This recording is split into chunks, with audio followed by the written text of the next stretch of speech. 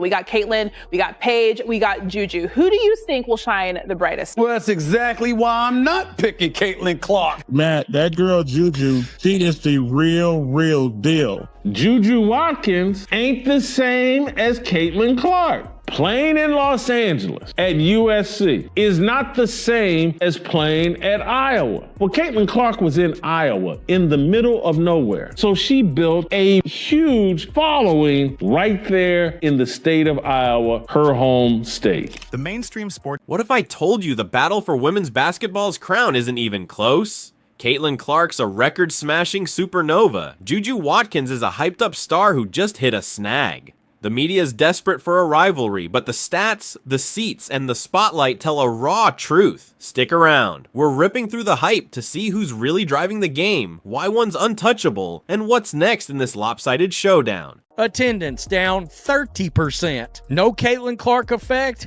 no dice. And Juju is a bigger baller than Caitlin Clark. They will regret that they took Caitlin Clark #1.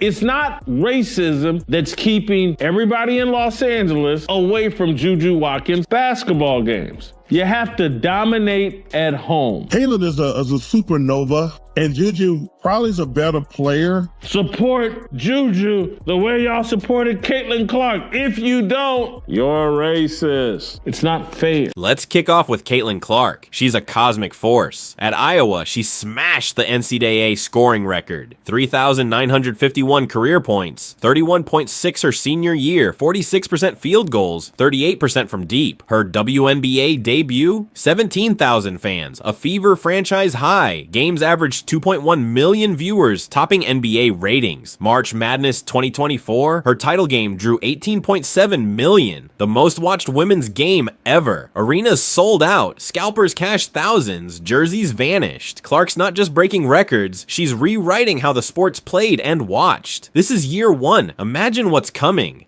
Needle mover in women's basketball, college or pro, is Caitlin Clark. Yet the media keeps force-feeding us the idea that Watkins is the next big thing. But let's ask the obvious question. If that's true, why are her games half empty? Why do ratings nosedive when Clark isn't playing? The truth practically screams through the silence of those seats. Yo, man, we should be talking about her the way we talked about Caitlin Clark last year. Juju gets covered all the time. I cover Juju. I talk about Juju. It's great for the game. The idea that Juju and Paige have not been covered is just false. Let's not sugarcoat it. Juju Watkins is not Caitlin Clark. She's not even close. And the numbers back it up. ESPN notes that the viewership for the first round was up 43% from 2023, with an average of 257,000 people watching the first 2 days, but it leaves out the record-breaking viewership from last year, where viewership averaged 469,000 in the 2024 first round. That number was boosted by a whopping 3.2 million tuning in to Caitlin Clark and Iowa's 91-65 win over Holy Cross. The difference between this year and last year represents a nearly 22% drop. ESPN is literally scared. They can't stand Caitlin Clark. Now, Juju Watkins. She's got skills. 25.5 points per game at USC this season. 1,655 points in 43 career games, outpacing Clark's first 2 years. She's tough, mid-range silky, a Kobe vibe. Stephen A calls her the total package. Euro steps, defense, swagger. Media's crowning her the next big thing. But the spark, missing. LA's Galen Center has empty rows. ESPN's first round viewership this year, 257,000 average, dropped 22% from 2024's 469,000, juiced by Clark's 3.2 million Holy Cross blowout. Watkins shines, but the frenzy's forced, not felt. Caitlin Clark is the GOAT! She signed my jersey! So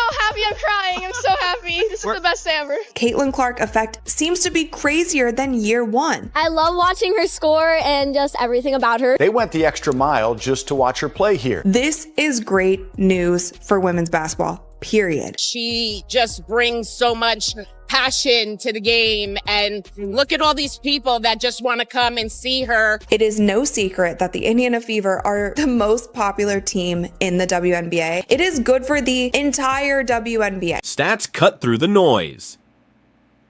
Clark's senior year, 31.6 points, 8.9 assists, 38% from 3, logo range, no fear. She ran Iowa like a maestro, slicing defenses with unreal vision. Watkins this season, 25.5 points, 3.7 assists, 31% from deep, 43% field goals. She scores, but efficiency lags and playmaking's thin. Clark stretched floors with half-court daggers. Watkins leans on volume, not impact. X raves about her Kobe game, but Clark's Curry-esque range and passing built a dynasty. One's a complete weapon, the other's still sharpening. Women's March Madness attendance drops 30%. Attendance for the opening rounds of the Women's March Madness dropped from record numbers seen the previous 2 years when Caitlin Clark spiked interest in the tournament while leading Iowa to consecutive Final Fours. What the hell happened to 2024? Where's those numbers? Why are you not talking about it? We know why, because they don't want to come out and just admit the ratings are real down without Caitlin Clark. If I was the WNBA, I would have considered a separate television package to a network on just Caitlin Clark games. I would have had 2 packages, the WNBA package, and then a separate, let's say 15 to 18 game Caitlin Clark package. Crowds don't lie either. Clark's Iowa Final Fours, packed houses. March Madness attendance crashed 30% this year without her. Fever games, scalpers hit $1,000 a ticket, unprecedented in women's hoops. Watkins in LA. Quiet stands, minimal buzz. LA cheered Kobe and Magic, but Juju's not moving the needle. It's not racism. Clark fills Indy. Kobe packed Staples. It's pull. Clark's a magnet. 17,000 for a preseason game. Watkins, no lines, no chaos. One's a movement, the other's a murmur. And Juju is a bigger baller than Caitlin Clark. I said it. I said it. Yeah. I said it. And it has nothing to do with black and the white. The statistics say what everybody needs to be knowing. Juju is a better athlete than Caitlin Clark. Show us the stats that you're referencing. I mean, come on. Whether you like the Indiana Fever or not, whether you like Caitlin Clark or not, it has gotten to the point where we can no longer deny the fact that they are the biggest draw in the WNBA, and they proved that all of last season. The league wasn't ready for her last year. They just weren't prepared. Yeah. She was prepared. She's had a full offseason now to rest. No. She's going to be great. The league just didn't know what to do. Then the twist. Watkins ACL tear, March 24th against Mississippi State. First quarter, 24 points, then agony, season over, surgery pending. She was 54 points shy of Kelsey Mitchell's 2-year D1 record, chasing Clark's shadow. Clark's response? Thoughts and prayers to Juju, kid will come back stronger. Class act, but it widens the gulf. Watkins' momentum's frozen, her case on hold. Can she rise from this, or is her hype hitting a brick wall? Sold out games after game after game. She had a connection with those people that was special. She carried that connection and that fan base to the WNBA. She dominated. Oh, she's being denied something. That y'all better treat her like Caitlin Clark. So how can we treat her like Caitlin Clark? She's in a different body of water. Stephen A. Smith and Shannon Sharp both played the card of, we should be talking about Juju Watkins the same way we talked about Caitlin Clark. Here's where Clark pulls away. Clutch. She's got ice in her veins. February 15th, 2024, 49 points, 13 assists, 5 steals against LSU, 6 of 14 from 3, dagger after dagger. Iowa's Elite 8 comeback versus LSU, 41 points, 5 assists, national stage, no flinch.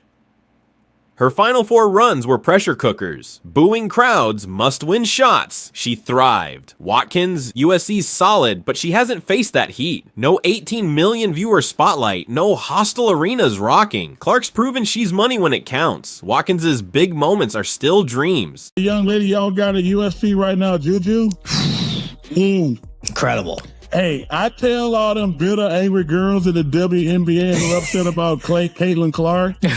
Move over more, because Juju is special. Number one, I would give a shout out to Caitlin to what she's did for women basketball the last 3 years, man. It's been incredible. And I wish those women would embrace it. But Matt, that girl Juju, she is the real deal. She's going to be bigger than Caitlin Clark. And I don't even know if that's possible for what Caitlin Clark has done for women's basketball. The media's spin is shameless. Clark's torched, called cocky for a fist pump, while Watkins gets kid glove hype for less. Angel Reese taunted her. Kennedy Kennedy Carter body checked her. No outrage. Clark celebrates a tray. Arrogant. Watkins twists an ankle. Heroic. ESPN's pushing her as Clark's equal. But where's the proof? Clark's rise was raw. Iowa to WNBA. Fans flocked. Watkins's buzz. Press room engineered, not crowd driven. They crave a rival to dim Clark's shine, but the stats and seats scream she's untouchable.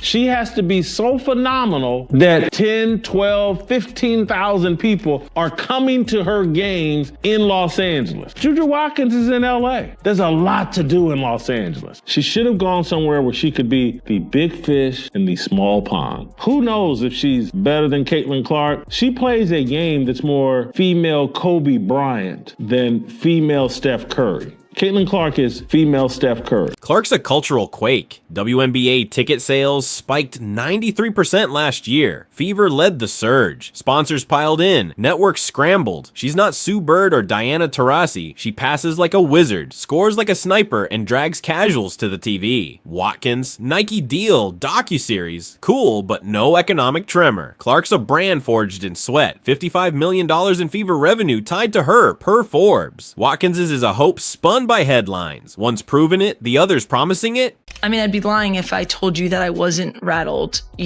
seeing Juju on the floor and crying. From a human perspective, watching Juju Watkins in pain like that, it was gut-wrenching. It really was just a devastating moment. She floats, she flies.